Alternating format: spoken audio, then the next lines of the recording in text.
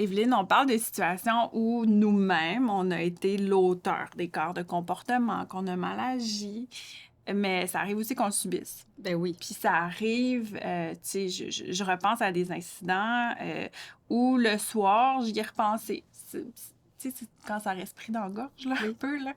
Puis où je me suis vraiment questionnée sur qu'est-ce que je fais avec ça. Puis il y a une réponse facile pour Noémie qui est de dire je vais continuer, je reviendrai pas là-dessus. C'est pas si grave que ça parce que c'est la facilité, je me protège, j'évite des conversations qui pourraient être difficiles. Ouais. Puis j'en comprends, je lisais des études que c'est aussi la tendance lourde de pas revenir puis d'essayer de mettre ça à l'écart, de fonctionner, mais reste que pour l'avoir vécu encore une fois, j'ai beau essayer de me dire théoriquement que je mets ça de côté dans mon esprit, mon comportement il est pas conséquent. C'est sûr. Puis, tu sais, il n'y a pas de loi générale là, par rapport à ça, de dire il faut toujours... Des fois, il y a des incidents qu'on peut laisser passer parce que ça vaut pas la peine de le relever. Mais tu as raison, tu sais, l'antidote, par exemple, à l'incivilité, c'est clair que c'est l'affirmation de soi puis la mise de limite à une personne. On va discuter un peu de ça, mais j'en reviens sur ce que tu disais tantôt. Tu te plongeais dans ton esprit quand tu as vécu un petit incident, puis on le voit, là, même en voiture, ça nous arrive souvent, là, quelqu'un qui est brusque avec nous. Ça reste, on dirait, un peu la trace. Moi, j'appelle ça des ruminations un peu le soir. Puis je sais pas si tu as remarqué, souvent, le fil de ces ruminations-là, c'est qu'on se regarde soi-même puis on s'en veut de pas avoir répliqué. On se dit, j'aurais dû dire ça, j'aurais dû faire ça. Puis on se flagelle un peu là-dedans. Il y a quelque chose vraiment de désagréable aussi. On peut traîner ça longtemps, alors que l'autre personne de l'autre côté, qui a peut-être commis un impair sans même s'en rendre compte, elle passe une très belle soirée. Je trouve ça très injuste. Mais là, on va se mettre dans la peau vraiment de la personne ici qui subit ce genre de conduite-là. Si je reprends mes métaphores automobiles, tu sais, sur la route, autant il y a des gens, on souhaite qu'ils modèrent leur transport, mais autant on a des gens, on aimerait qu'ils prennent davantage leur place sur la route. Puis la conséquence, parce que ce dont on parle ici, c'est l'évitement.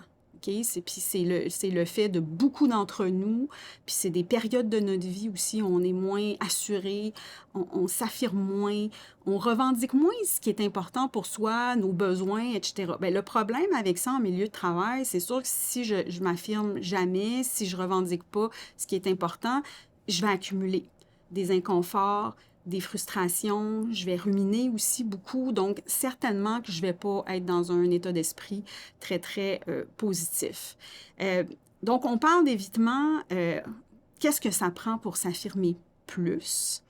Bien, ça prend beaucoup de choses. Il y a quelque chose qui se passe au départ, j'ai envie de dire, dans notre tête. Okay? Parce qu'un des freins à l'affirmation de soi, c'est qu'on redoute beaucoup l'autre personne, puis le fait d'aller lui parler, qu'est-ce qui pourrait arriver. Puis j'aimerais ça qu'on plonge vraiment profondément, puis qu'on essaie de réfléchir un peu à des situations où on fait des hypothèses sur le comportement des autres personnes. Okay? En psychologie de la perception, on apprend plusieurs théories sur les biais perceptuels, mais il y a une erreur d'attribution qui est importante d'ailleurs. Elle s'appelle l'erreur fondamentale d'attribution. On s'entend que c'est assez fondamental. C'est le fait d'accorder plus de poids à des causes internes à l'autre personne qu'à des causes externes pour expliquer sa conduite. Cause interne, là, mettons ses intentions, sa personnalité, etc. Versus la situation, OK? Fait que c'est sûr que si toi, par exemple, dans la réunion, tu m'interromps un peu, puis tu sais, je parlais de quelque chose, puis tu changes brusquement de sujet, ça se peut que mon réflexe, ça soit de dire, ben voyons, Noémie a voulu me faire mal paraître. Qu'est-ce que c'est que ça? Ça, c'est mon cerveau là, qui parle ici. Là, c'est très inconscient, ça se passe vite, vite, vite.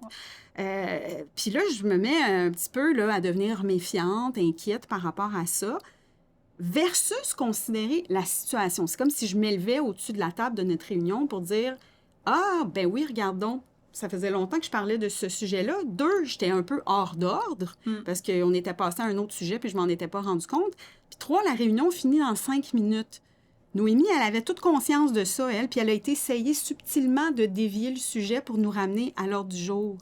C'est drôle, j'ai même pas rien vu de ça. C'est éludé. C'est éludé. Puis tout ce que je génère comme hypothèse, en fait, c'est pourquoi Évelyne agit comme ça à mon égard. Oui. Fait que je cherche vraiment son intention, ce qui a motivé, en fait, à ce que j'ai senti qui était mal me faire paraître. C'est ça. Puis, tu sais, les mauvaises intentions, quand on en commet des impairs, toi ou moi, c'est rare là, que c'est pour dire je vais faire une grosse jambette à la personne pour qu'elle soit très humiliée. On s'entend que des gens foncièrement méchants, là, ça compte pas les en tout cas, là, c'est sûr qu'on pourrait discuter de philosophie puis de tes croyances profondes sur les êtres humains, mais tu sais, en général, si vous parlez avec vos amis puis vos collègues, la plupart vont dire moi, j'ai pas l'intention dans ma vie de nuire à mes collègues, de les blesser, de les heurter. En général, c'est vraiment des accidents, mais on a cette espèce de réflexe-là de prêter des intentions, puis des fois, il faut même aller voir parce que la couleur des intentions est inquiétante, des intentions un peu malveillantes. Puis l'autre problème, c'est qu'on a un autre biais qui est le biais égocentrique qui vise à nous protéger.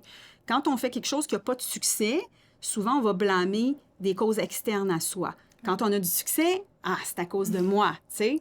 Fait que ces deux biais-là font en sorte que, bref, on peut manquer de courage, on peut être hésitant à aller s'affirmer à quelqu'un.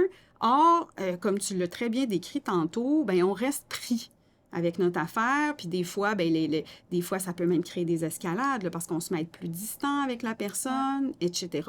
Donc, s'affirmer...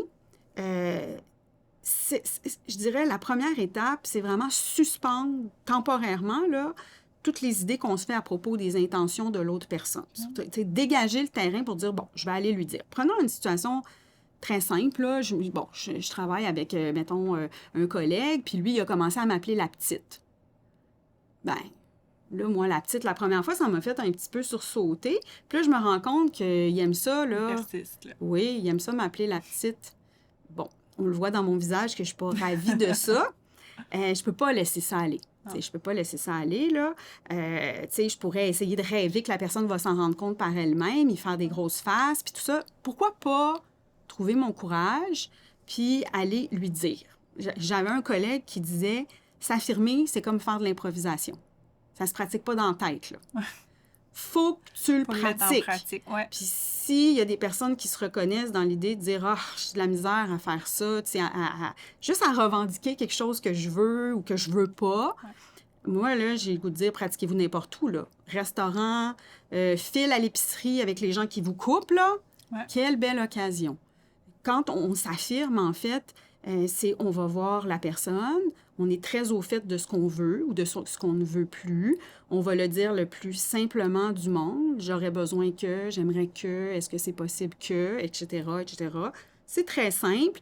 On est calme. C'est pas de la provocation. On ne veut pas créer une escalade conflictuelle. Ça se peut que ça tourne pas bien. En général, ça tourne très bien.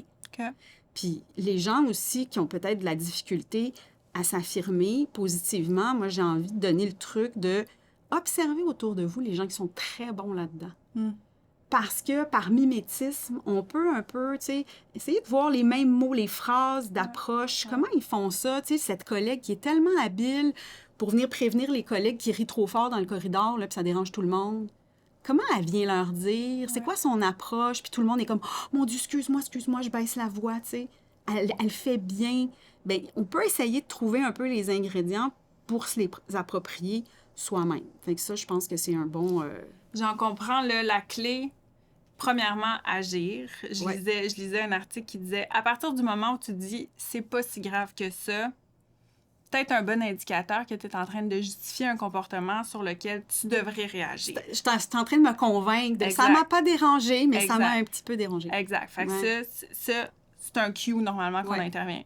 2, agir, mais pas piéger. Fait que c'est encore là l'idée de on retire de notre esprit toutes les intentions. On s'assure aussi de le faire dans un lieu calme, confidentiel. Super important. On veut pas, nous, à notre tour, commettre une incivilité en parlant à la personne à son bureau dans une aire ouverte. Puis que là, c'est elle qui se sent un peu coincée dans la situation. Puis 3, on cherche la conversation, pas une confrontation. Fait que je pense déjà, si on garde à l'esprit ces 3 ingrédients-là, on se place dans une situation qui risque d'avoir un dénouement positif. Absolument, absolument. Puis garder un peu, comme on le disait, à l'esprit, le fait que probablement que la personne va être très ouverte aux commentaires qu'on va faire, donc pour atténuer un peu ce frein-là aussi. Tout à fait. Il reste des situations où les gens se sentiront pas confortables de le faire. Oui. On a beau l'encourager. Oui. Je pense qu'il faut reconnaître, puis c'est légitime, puis c'est correct que des situations, des fois, parce qu'on se sent plus vulnérable, on est plus fragile pour une raison ou une autre, ou même des fois, on l'a notre tenté. Patron ou notre patronne aussi qui fait quelque chose qui nous dérange. Déjà, c'est un petit peu plus très délicat comme situation. Un petit peu, oui. Fait que je pense que, tu sais, dans ces contextes-là, où parfois j'ai essayé de la faire, la mise au point, j'ai essayé d'avoir la discussion peut-être 1, 2, 3 fois, le message passe pas. Ça se peut qu'à ce moment-là, ce soit indiqué de solliciter le gestionnaire. Absolument. Si on parle entre employés, évidemment. Oui, gestionnaire ou tierce partie, s'il s'agit justement de mon gestionnaire, puis là, je me sens vraiment plus à l'aise, puis je suis dans une impasse, il va falloir peut-être saisir quelqu'un d'autre aux ressources humaines de la situation pour dans le fond, que quelqu'un s'implique dans la sensibilisation de la personne en question. Puis j'aime le mot « impliquer » parce que ça veut pas dire qu'il va intervenir de front puis orchestrer une conversation à trois. Ça se peut que son intervention, son implication, sa participation se limite à... Puis se limite, ça a l'air péjoratif, mais en fait, ça soit de coacher la personne à avoir la discussion. Donc, peut-être les outils dont tu nous parles, peut-être la personne ne les connaît pas, puis le gestionnaire pourra lui apprendre, puis le mettre en pratique, tu le disais. Fait que, tu sais, à la rigueur, là, le gestionnaire pourrait rencontrer l'employé puis dire, regarde les cues, là. Donc, tu sais, tu devrais lui dire ça de cette façon-là, pratique-là avec moi. Fait que jeu de rôle, pratiquement. Ben exactement. Oui. Il coach la personne qui va aller faire cette conversation-là. Puis le gestionnaire fait son suivi. Exact. Puis tout ça, c'est passé dans l'ombre. L'autre personne ne saura jamais que son gestionnaire a été impliqué. C'est vraiment dans l'esprit de ce qu'on appelle souvent la capacitation, en anglais, empowerment. Moi-même, je règle les choses, mais des fois, j'ai besoin de conseils, j'ai besoin d'aide pour me donner le courage, les mots, les outils, etc.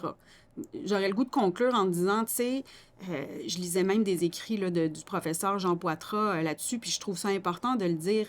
C'est pas suffisant pour contrer le harcèlement, de donner les règles de civilité, puis dire qu'il faut faire... faut aussi que les gens développent ce dont on est en train de parler là. Puis lui, il va même un cran plus loin. Il dit qu'il faudrait que les gens prennent des cours de négociation. Je trouve ça intéressant. Tu sais, c'est comme... Faire de la négociation, ça nécessite beaucoup d'habileté, là, justement, là, puis d'affirmation de soi. Fait que je pense qu'on a tout à gagner, finalement, à se pratiquer, à voir ça comme des compétences là, qu'on peut développer, qu'on peut acquérir dans toutes sortes de situations de la vie, y compris notre vie personnelle.